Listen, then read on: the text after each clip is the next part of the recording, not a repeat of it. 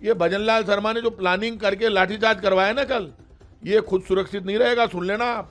ये माँ बहन बेटी, हमारी माँ बहन बेटी पे आप हमला करोगे राजस्थान में, और भजनलाल शर्मा और ये इनकी मंत्री और इनके एमएलए निकल जाएंगे क्या? अब निकल के देखना। आपने मारा है ना, अब बताऊंगा हिसाब किताब क्या होता है। हमको मारोगे तो मार खाओगे। यदि इस पे भजनलाल शर्मा ने बुलाकर महिपाल जी से बात नहीं की, वो तुम्हारे बाप कल यहाँ तक आ गए थे, वो तो भले हैं। कोई नहीं मांग रहा, क्या है यूजीसी पता ही नहीं है लोगों को, तो तुम्हारी ऐसी की तैसी है, यूजीसी तुम्हें खा जाएगा बीजेपी वालों। बीजेपी को एक ही सीट मिल गई। देश बदल रहा है, बीजेपी की उल्टी गिनती शुरू हो गई। बिहार में लोग विपक्ष को ढूंढ रहे हैं, वहां पर बीजेपी के खिलाफ वोट पड़ा है। जब लोगों को लगता है कि बीजेपी को कौन हरा सकता है तो उसको वोट दे रहे हैं, इसलिए वहां प्रशांत किशोर जीता। उनके बैठ गया कि भाई प्रशांत किशोर बोलता होगा, अगला वहां पे जो बोलेगा, जो लड़ेगा, उसको वोट मिलेगा, मिल गया। देश में जहां पर जो विपक्ष के रूप में बीजेपी के खिलाफ आवाज बुलंद करेगा वो जीतेगा। दतिया में क्या हुआ? कांग्रेस जीत गई। क्यों जीत गई कांग्रेस? क्योंकि दतिया की सीट कांग्रेस के पास थी, लेकिन कांग्रेस को ही वापस जिताया, क्योंकि एमपी में कांग्रेस लड़ रही है। पूरे देश में राहुल गांधी के नेतृत्व में नीट के खिलाफ जिस तरह से पूरे देश की कांग्रेस लड़ी और देश का नौजवान भी लड़ा, तो राहुल गांधी पहले से ये मुद्दा उठा रहे थे। उन्होंने कहा था भाई कि धर्मेंद्र प्रधान को इस्तीफा देना होगा। उसके बाद इन लोगों ने लाठीचार्ज किया, मारा, और इस कदर मारा। अब क्या बात करो, जैसे कोई आतंकवादियों को मारते हैं। आप कैसे मार सकते हो किसी को भी? और ये जो लाठीचार्ज और लाठी गोली के दम पे शासन की बात, जो तानाशाही की बात बीजेपी कर रही थी, और जो इनके नेता बयान देते थे, प्रधानमंत्री जी, अमित शाह जी, राजनाथ सिंह जी, कि कभी एनडीए में इस्तीफे नहीं हुआ करते, उसका लोगों में बड़ा रिएक्शन हुआ। लोगों ने कहा हमारा आंदोलन चल रहा है, आप धमकी दे रहे हो। डेमोक्रेसी धमकी से नहीं चलती, डेमोक्रेसी आपसी विश्वास से चलती है, एक दूसरे का सम्मान करके चलती है। बीजेपी के घमंड से लोग परेशान हैं, बीजेपी की मनमानी से परेशान है। बीजेपी जनता के मुद्दों पर बात नहीं करती, बीजेपी खुद के मुद्दों पर बात करती है। आप देखो, पहली बार ऐसा हुआ जब नौजवान का आंदोलन हुआ तो हिंदू मुसलमान का नारा साइड में फेंक दिया लोगों ने उठाकर। सारे संत गायब हो गए जो बीजेपी के लिए काम करते थे, हिंदू मुसलमान के नाम पर खाई खड़ी करते थे। लोग रोटी के लिए लड़ रहे हैं, भूख से लड़ रहे हैं, महंगाई से लड़ रहे हैं, गरीबी से लड़ रहे हैं। लोग ये देख रहे हैं, भूखे पेट धर्म का काढ़ा पिलाना चाहते हो। अरे सबसे ज्यादा मौत किसकी हो रही है? हिंदुओं की। इस देश में 92% से ज्यादा हिंदू है, 92%। कोई भी आंदोलन होता है तो 100% हिंदू पिटता है उसमें। हिंदुओं को ठोक रहे हैं और हिंदुओं की बात कर रहे हैं, सिर्फ बात कर रहे हैं, दे कुछ नहीं रहे। अभी देश में रिएक्शन है और हिंदू पलट गया है। जो बार बार हिंदू हिंदू करती थी बीजेपी, अब हिंदू के समझ में आ गई कि हमारा वोट लेकर बीजेपी सत्ता तो लेना चाहती है, लेकिन हमें कुछ नहीं देना चाहती। अब मुद्दा हिंदू मुसलमान सिख ईसाई फारसी जैन बौद्ध नहीं है, अब महंगाई, गरीबी और बेरोजगारी है, और राष्ट्र है। राष्ट्र की मजबूती के लिए बीजेपी का जाना जरूरी है। भारत तभी मजबूत होगा, जनता तभी मजबूत होगी, गरीबी, महंगाई और भ्रष्टाचार से मुक्ति तभी मिलेगी जब बीजेपी विदा होगी। और ये उपचुनाव का जो परिणाम आया है वो बीजेपी की विदाई शुरू हो गई। वैसे कल निकली, उसको लेकर क्या कहेंगे? क्योंकि लाठीचार्ज पे जीरो। ये भजनलाल शर्मा, डिप्टी सीएम दिया कुमारी, राज्यवर्धन सिंह, गजेंद्र सिंह खींवसर, ये सब लोग और इनका पूरी बीजेपी का संगठन, जब ये महिपाल सिंह मकराना रवाना हुए पैदल, तब उन्होंने पहले ही सबको बता दिया था कि मैं पदयात्रा करके जयपुर आ रहा हूं, यहां तक मैं आऊंगा। और बेचारे उन्होंने कहा कि मैं सिर्फ पदयात्रा करके कलेक्टर को ज्ञापन दूंगा। आपने वहां ठोकना चालू कर दिया। आप कौन होते हैं? आप सुन लो, ये जो यूजीसी का कानून है किसी के भी पक्ष में नहीं है। आप यूजीसी किसने मांगा था? ST, SC, OBC, journal, EWS, किसी ने यूजीसी नहीं मांगा।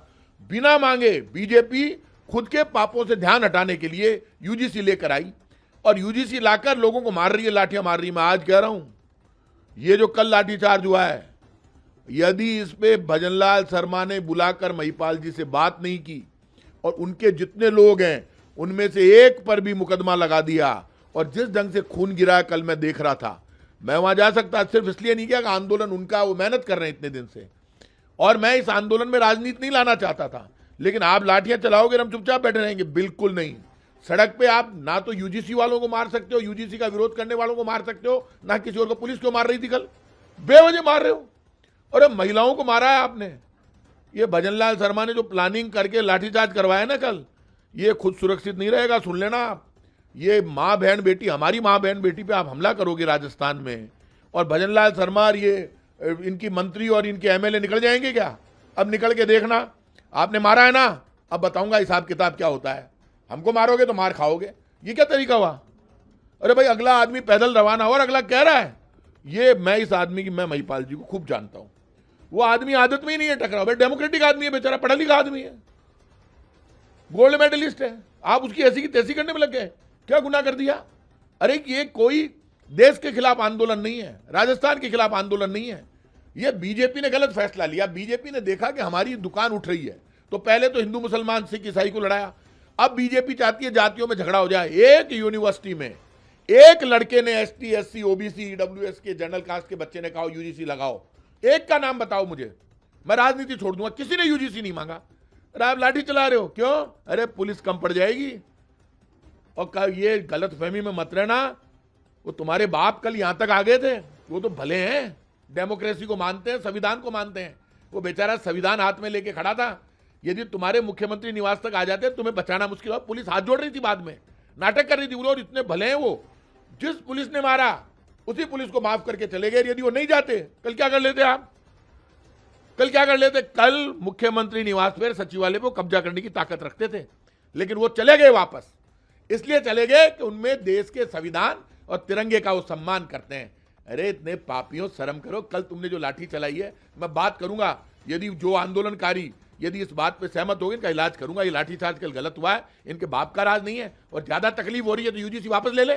फायदा क्या हो रहा है किसी से? अरे तुम्हें कोई फायदा बोलो ना, तुम्हारे मुंह में दही जम गया, चोरों बोलो ना, यूजीसी लेकर क्यों आए हो?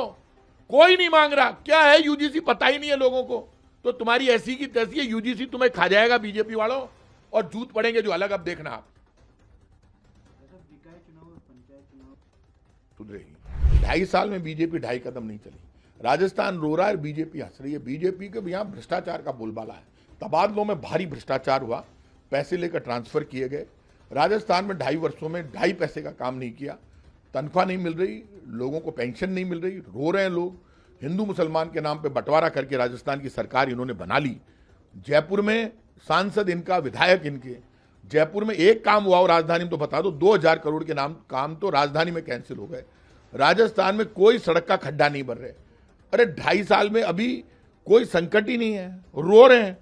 जयपुर की सड़कों के खड्डे नहीं भर पाए। हमने जो पानी की लाइनें, टंकियां पास की थी, सड़कें, सिर्फ वो सड़कें इन्होंने बनाई। कोई काम नहीं हो रहा। हमने बिजली की योजना लाए तो नए कनेक्शन पे अब 100 यूनिट बिजली फ्री नहीं कर रहे, और बिजली के नाम पर सर्विस चार्ज मांग रहे हैं। सर्विस चार्ज लेने का इनको अधिकार ही नहीं है। ये सर्विस चार्ज जो कह रहे हैं ना, सर्विस चार्ज अलग से एक पर्ची भेज दी, नहीं जमा कराएगी जनता। क्यों जमा करा? आप लेने का राइट ही नहीं है। वो जनता सीधी है। पिछली बार हमारी सरकार में जब निकाला था तो मैंने मेरी सरकार में मंत्री रहते हुए मना कर दिया, रोक दिया, और अब की बार ये मांग रहे हैं, वो भी नहीं देंगे। स्मार्ट मीटर में घोटाला है, आईफा में 100 करोड़ रुपए खा गए। तो सब जगह आपका ये निकाय चुनाव में नीट का भी असर नजर आएगा। जो बच्चों को मारा इन्होंने पूरे देश में, कांग्रेस का संघर्ष, बीजेपी का धोखा, इस पर वोट पड़ेगा। जयपुर में उन विधानसभाओं में जहां पर हम लोग कभी कचरे पर टैक्स नहीं लेते थे, हर महीने कचरे पर 2-2 हज़ार रुपये सिविल लाइंस विधानसभा, बाकी विधानसभाओं में मांगना चालू कर दिया। लोग रोज साहब कचरे पर पैसे मांग रहे हैं, हर महीने कह रहे हैं कि 500 रुपये दो, किसी से कह रहे हैं 1500 दो, किसी 5000 दो। ये था ही नहीं। यूडी टैक्स के नाम पर वसूली भयंकर चालू कर दिया, हमारे टाइम पे था ही नहीं। तो मैंने कहा भाई बीजेपी वालों को फोकट में वोट दोगे तो ऐसा ही होगा।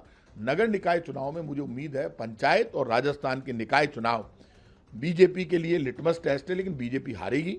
और बीजेपी नहीं हारती है तो सुन लेना, राजस्थान में बीजेपी डरी हुई है, अभी नहीं हारती है तो मान लेना कि जनता ने यदि इनको वोट दे दिया तो ये और ज्यादा बिगड़ेंगे। सफाया तो इनका 5 साल बाद तो होना ही है, मौका है। मुझे पक्की उम्मीद है जनता इनके थप्पड़ मारेगी, बीजेपी का इलाज हो जाएगा, तय है। अब आप किसको जयचंद कह रहे हो? यदि आपके यहाँ कोई जयचंद है तो ये मीटिंगों में बोलने की बातें नहीं है। अब सबको साथ में बढ़कर आगे निकलना है। और जयपुर में माहौल बीजेपी के खिलाफ है, ये सब हमारे परिवार के लोग हैं। अब ये फालतू की बातें करने का वक्त नहीं है, ये जनता के बीच में जाकर बीजेपी का इलाज करने का वक्त है। इसलिए सब फालतू की बातें छोड़कर अभी सब इकट्ठे होकर एक साथ और जॉइंट होकर पूरी कांग्रेस एक साथ बीजेपी के खिलाफ लड़ेगी। और हमें उम्मीद है जयपुर सहित पूरे राजस्थान में निकाय और पंचायत चुनाव जीतेंगे।